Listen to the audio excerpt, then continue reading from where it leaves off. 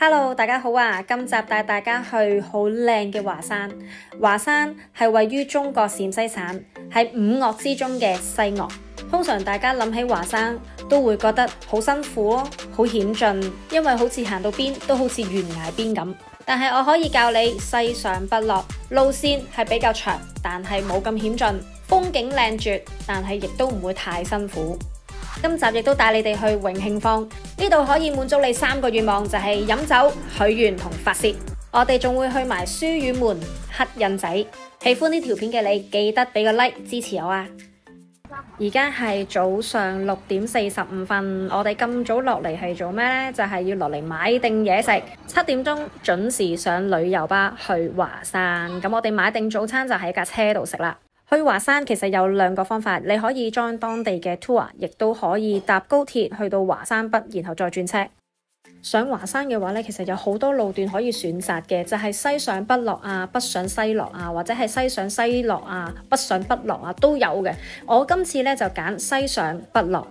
你選擇唔同嘅路線上落，價錢都會唔同嘅。我今次 join 呢個 tour， 我就係西上北落，每人就528蚊，已經係包晒門票、西上北落索道同埋輕量嘅早餐、午餐，亦都有贈送祈福絲帶，可以上到山上邊綁起。車程大約2個鐘就可以到準備入華山嘅停車場啦。大家落車見到座山，千祈唔好咁興奮，因為佢只係秦嶺，唔係華山。喺下低係完全未見到華山㗎。如果大家係有行李，亦都想輕便啲，亦都可以擺喺呢個自助行李寄存。因為落山我哋都要喺返呢度上車㗎。導遊哥哥就話認住霸王茶姬，因為走嘅時候都要落返嚟呢一度攞返車飛先至上旅遊巴嘅。呢個我係特登買嚟留念嘅，冇用都好，我都覺得需要係留念嘅。咁我哋就揀咗藍色呢一個，咁都係20蚊啫。咁因為20蚊呢個呢就有得申贖啦。佢10蚊就冇得申贖，呢個可以帶返屋企。我哋拎晒所有嘅票，搞掂晒，終於可以準備上山，真係可以上山啦！但係講緊10點鐘，我哋要趕緊5點半呢要上返旅遊巴，因為佢最遲呢就係5點半就要真係要開車㗎啦。好凍啊呢度，好凍啊！終於嚟到入口啦。而家我哋入咗去先，我哋有北風索道同埋西風索道，咁我哋係西風索道，咁啊，但係我哋要先搭咗擺動車先嘅，跟住坐40分鐘。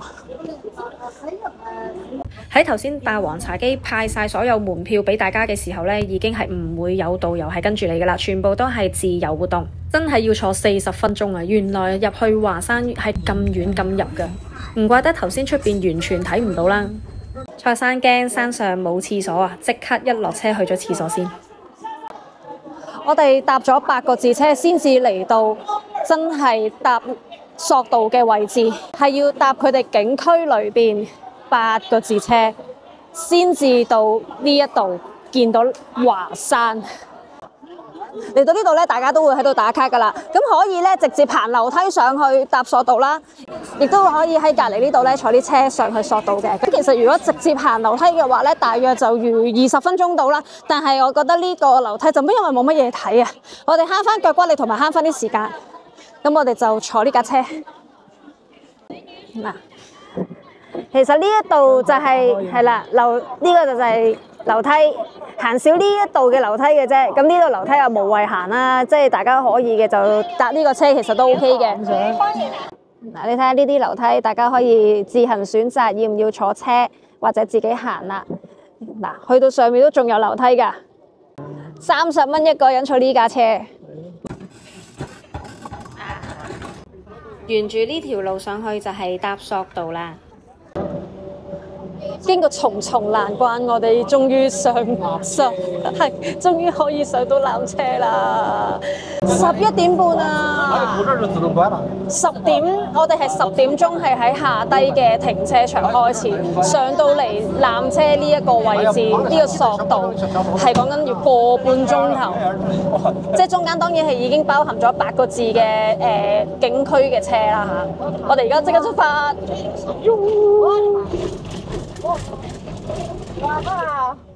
西豐索道路程長一啲，大約要20分鐘，咁費用就140蚊。如果唔搭纜車，直接步行就大約6個鐘。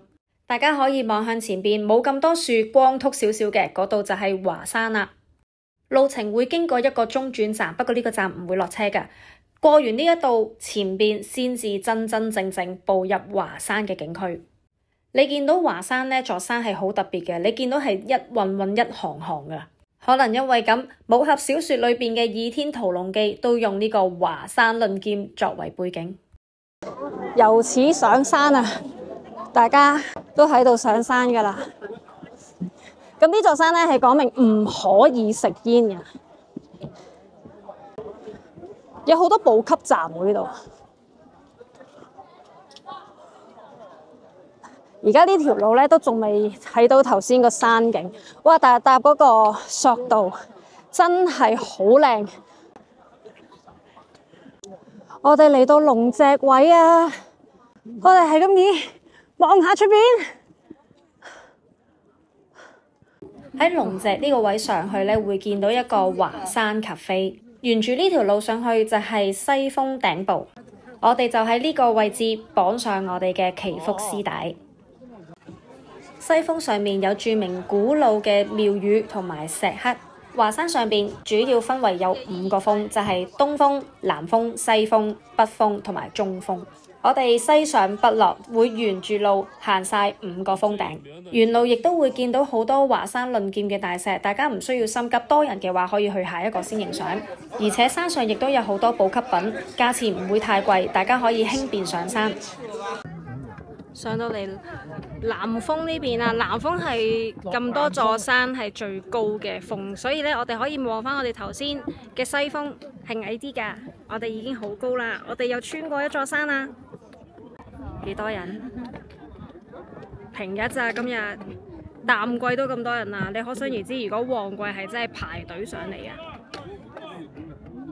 南峰亦都係被稱為南天門。亦有不少歷史悠久嘅寺廟啦，同埋文化遺址。南峰嘅路段呢就稍為容易一啲，唔會有太多好陡峭嘅路段，但係都有好多嘅樓梯，需要一定嘅體力㗎。呢度你行到邊都有好清晰嘅指示牌，唔會行錯路㗎。Hello，見到叔叔都辛苦喎。行山已經辛苦啊！你睇下啲工作人員搬埋啲咁重嘅嘢上山仲辛苦，真係唔係講笑，見到都辛苦啊！唔好以為我哋落緊山啊，我哋只不過係行緊去東峰。我哋而家呢度就係上東峰啊！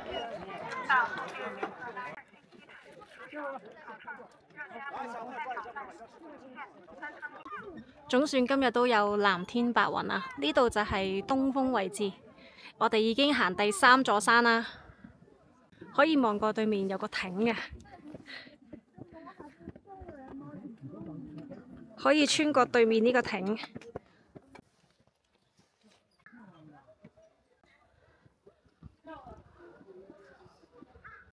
上到嚟東峰呢個位，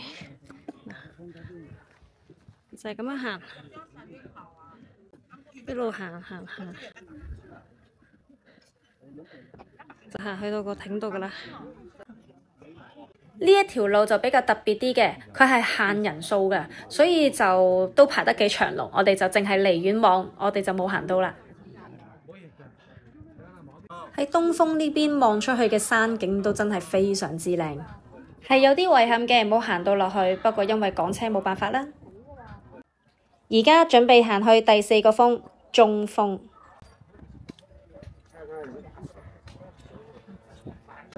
以前未有路嘅時候呢，未有呢條頭先我哋行嘅路啦。咁其實係咁樣打直咁樣爬上嚟喎，真係好直。犀利。同埋條級呢係好低啊，即係好窄啊，所以都好危險啊！行到咁樣，可能呢條樓梯發生太多危險啦，所以特登都整條路俾大家行。以後呢條樓梯就變咗永久性封存啦。不經不覺，我哋又行到嚟中峰啦。中峰呢一度會有個涼亭俾大家休息，亦都會有華山論劍嘅石俾大家影相。呢個位置唔算係太多人啦，所以我哋就喺呢個華山論劍位置影相。休息一陣，影完相打完卡就要爭取時間落去北峰啦。進入北峰嘅路段係非常之險峻，所以如果你唔想太辛苦嘅話，記得唔好喺西峰上。呢一邊嘅路段係非常之窄，沿路一路行，你會見到好多人上山或者落山都會手腳並用。大部分嘅樓梯級都係得半隻嘅腳板底咁闊嘅啫。你應該落嚟唔好影下。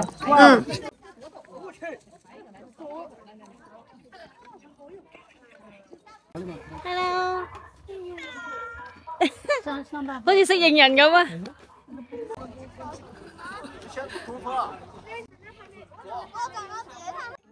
我哋上去五雲峰，五雲峰上面有個景色咧係比較特別嘅。聽說呢度望出去就係見到龍背，而我覺得最奇趣嘅就係呢個山峰上咁窄嘅位置，點解都可以起屋喺度住嘅呢？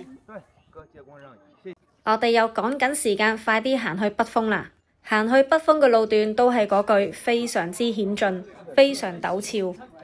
見到有好多人都需要手腳並用，同埋要一步一步慢慢落山。我回頭一望，真係好直㗎。聽說以前呢一條咁窄嘅路，直頭真係喺山邊行嘅路，係冇欄杆嘅。只要你多一個人對頭行，你都會覺得好危險。雖然個景係非常之靚，但係大家睇景嘅同時，麻煩腳步真係要停低，唔好一路行一路睇，因為真係好危險㗎。又見到華山論劍嘅石啦，嗱，大家望住上邊呢條路，你想上山行定係落山行呢？我哋水都唔夠膽飲太多，我哋唯有食水果補充體力，補充水分。呢度仲有本書寫住天下奇石第一山，呢度真係有好多奇石，好似面前呢一個蔡生就已經衝埋去影相啦。除咗奇石之外，呢度嘅風景真係百看不厭。再行前少少就係北峰啦。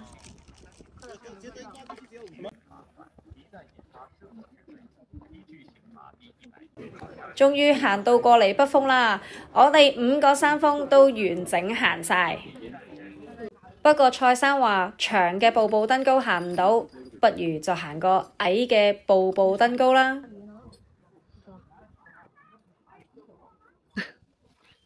行晒5個山峰，我哋都係時候要搭纜車落返山啦。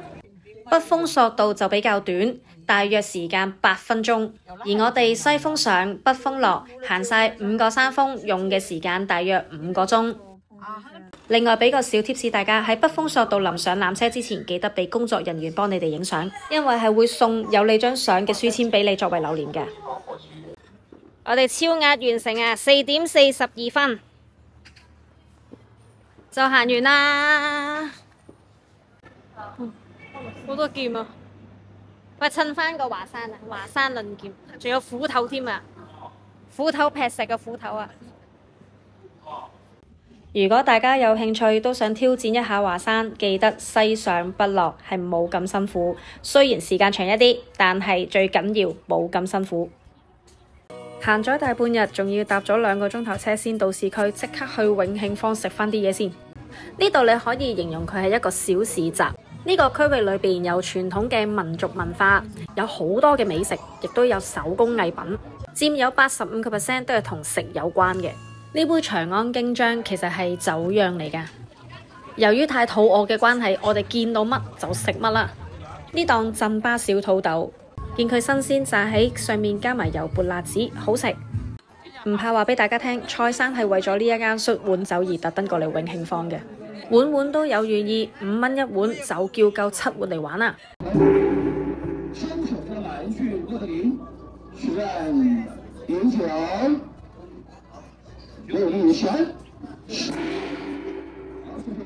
玩法就係舉高酒杯許願，然後飲酒，跟住大力揼酒杯，必須要大力揼爛個酒杯。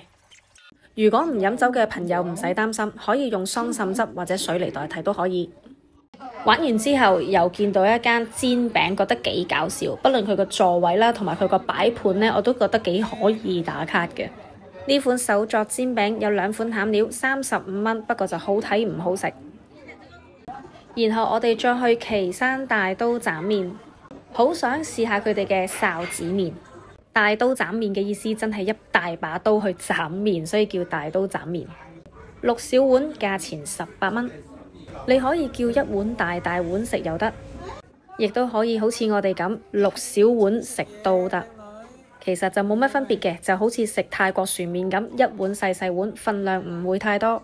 如果你人多嘅話，想試下口味，6小碗就啱晒啦。我好欣賞呢碗臊子麵，酸酸辣辣，麵質爽滑，好食。食完臊子麵，我哋繼續掃街。呢個羊血我哋都見到好似好吸引，不如就買嚟試下啦。10蚊份量都唔少㗎。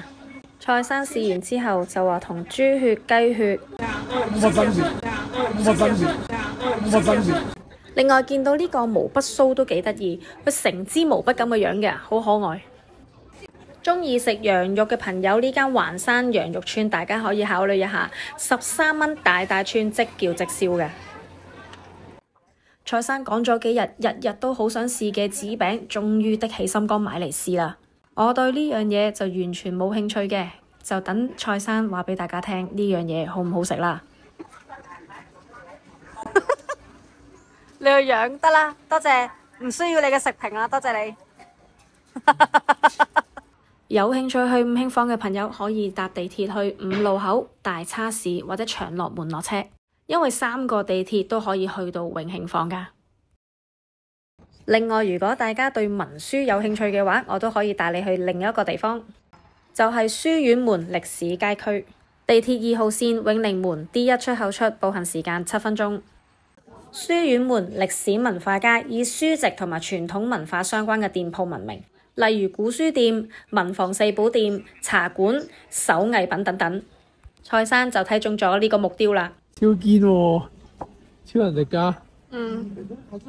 買咗幾錢啊？幾得意啊！買個細細粒啊！文房四寶一定會見嘅毛筆，呢度嘅毛筆大大細細，乜嘢款都有啊！仲有全人手畫嘅茶杯，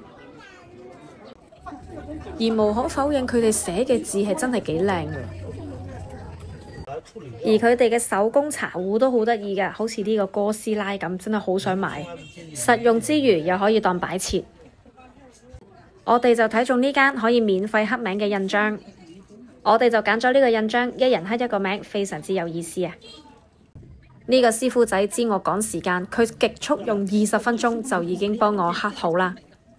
而佢哋刻嘅字係一定要用古字，唔會用返我哋而家用嘅字㗎。蔡生全程監督，好彩師傅仔冇手震啫。左動右背。180蚊，絕對值得擁有。一條非常極具文化底蘊嘅老街，地方唔算太大，大約預留1個鐘內，其實都一定行晒㗎啦。接住落嚟，下集我哋會去宜安湖口瀑布，再睇知情舊居，仲有只開3小時嘅小南門早市，同埋夜晚回民街同灑金橋。今集就嚟到呢度，多謝大家收睇，我哋下集再見，拜拜。